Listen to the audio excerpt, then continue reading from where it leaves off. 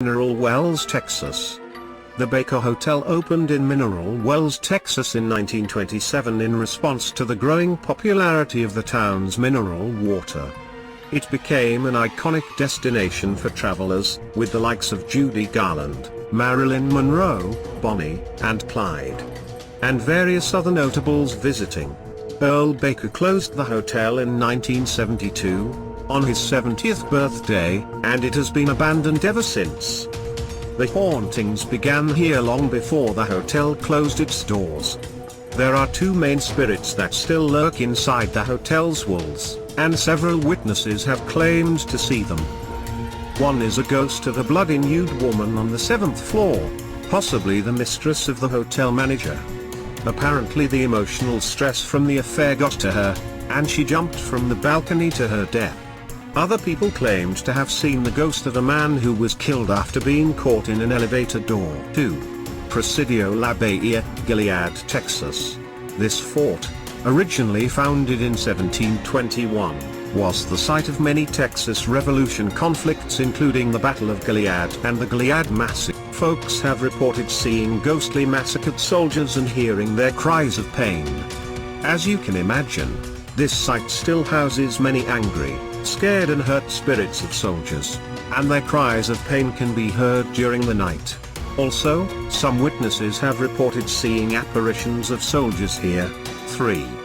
La Carafe, Houston, Texas. Dating back to before the Civil War, the second floor of this building is said to be haunted. Guests have reported seeing the apparition of a large African-American man walking around upstairs, and have heard heavy footsteps and the sound of a body being dragged across the floor. This old wine bar is actually still open for business today, and is believed to be the oldest bar in the city of Houston. 4. Spaghetti Warehouse, Houston, Texas. Located in the heart of downtown Houston, this restaurant used to be a pharmaceutical warehouse, and prior to that a cotton storage facility. Most of the ghostly activity happens on the second floor, where legend says that the owner of the pharmaceutical company met a tragic death while working in the elevator late one night. His wife is said to come looking for him after the restaurant has closed at night. Employees washing dishes often see a lady in white walking around, supposedly the man's wife, and notice table settings and chairs rearranging themselves spontaneously. 5. Littlefield House, Austin, Texas. The Littlefield House is a historic home in Austin, Texas, on the campus of the University of Texas at Austin. The home was built in 1893 for Civil War veteran George Littlefield, who was a successful businessman in the bank and cattle trades and a major benefactor to UT. It was designed using the popular Victorian style at a cost of $50,000.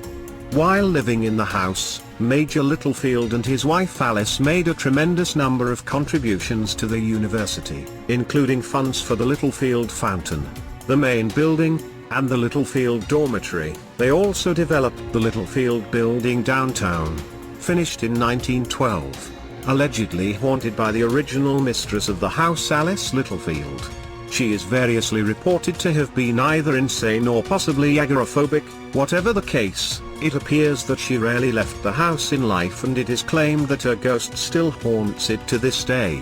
People claim to see and hear her ghost restlessly roaming the upper stories, and some claim that she will occasionally play the old piano that is there. 6.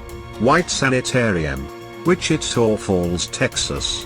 The F.S. White Sanitarium, located at the corner of California and Olin Roads, opened in 1926 under the direction of Frank S. White, a man who had been superintendent at the state asylum in Austin before the turn of the century. He first advocated providing a non-institutionalized lifestyle for his patients to diminish the effects of the asylum itself on their sanity.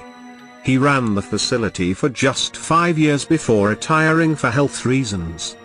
In 1939, the building was abandoned after it was damaged due to severe flooding.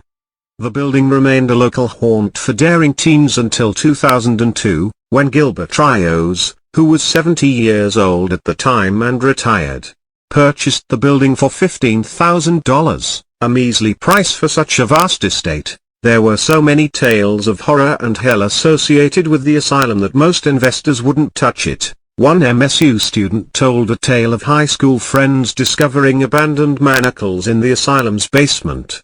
Local residents tell stories of ghosts seen playing cards, as well as unexplained screams heard coming from the direction of the asylum in the dark hours of the night. 7. The Grove, Jefferson, Texas. The Grove, also known as the Stilly Young House, located in Jefferson, Texas, is an 1861 historic home that is listed on the National Register of Historic Places, and is a recorded Texas historic landmark. The house has also been called the most haunted place in Texas. The Grove's history dates back to the 19th century, when the property was purchased and the house that became known as the Grove was built. In her later years, she was terrified of the spirits. She had a security light installed in the garden because she would see people outside walking around, who disappeared when she turned on the porch light. She called the police several times a week in her later years to report that someone was in the house with her, but the officers never found anyone else there. Finally, she moved into just a few rooms of the house, letting the rest of the place start to deteriorate. Long before then, back in 1882, the Grove was sold to a man named T.C. Burke. He moved his family in, and they moved right back out, with the only explanation being that they couldn't live in that house. 8. Bragg Road Ghost Lights, Saratoga, Texas. Located in Texas between Beaumont and Livingston, approximately 16 miles west of Counce, Texas. The dirt road runs north-south starting at the south end at a bend on Farm to Market Road 787, that is 1.7 miles north of the intersection of FM 787-770. Near Saratoga and ending at the north end at Farm to Market Road 1293 near the ghost town of Bragg Station. The cause of the light has not been established, but one common explanation is that the light is the result of car lights from a nearby highway. In 1902, Gulf, Colorado and Santa Fe Railway hacked a survey line from Bragg to Saratoga, bought right-of-way and opened the Big Thicket Forest with a railroad. And the Saratoga train began its daily trips to Beaumont, carrying people, cattle, oil and logs. When the area's oil booms and virgin pine gave out, road crews pulled up the rails in 1934. The right-of-way was purchased by the county and the tram road became a county road. Everybody in East Texas knows about this famous legend.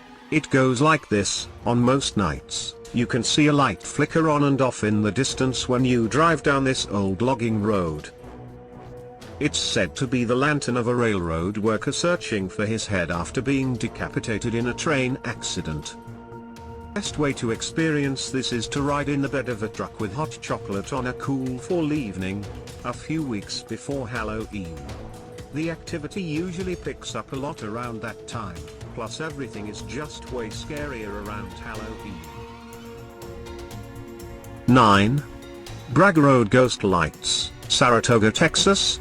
A beautiful Victorian-style historical mansion with gardens on 35 acres and a creek flowing through and built on Indian burial grounds and the historical battlegrounds post-fall of the Alamo.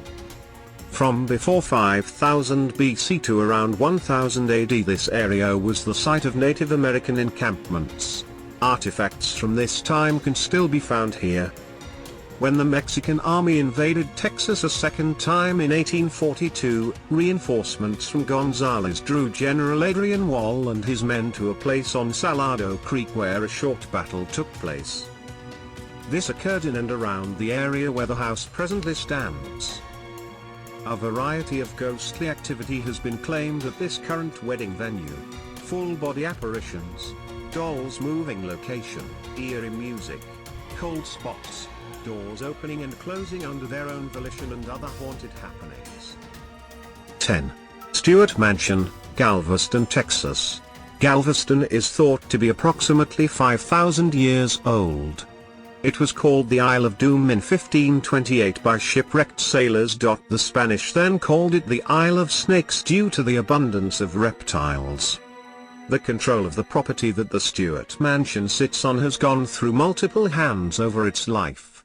Historic homes, museums and attractions are abundant on haunted Galveston Island, many within walking distance of each other. Galveston offers 13 historic homes and museums.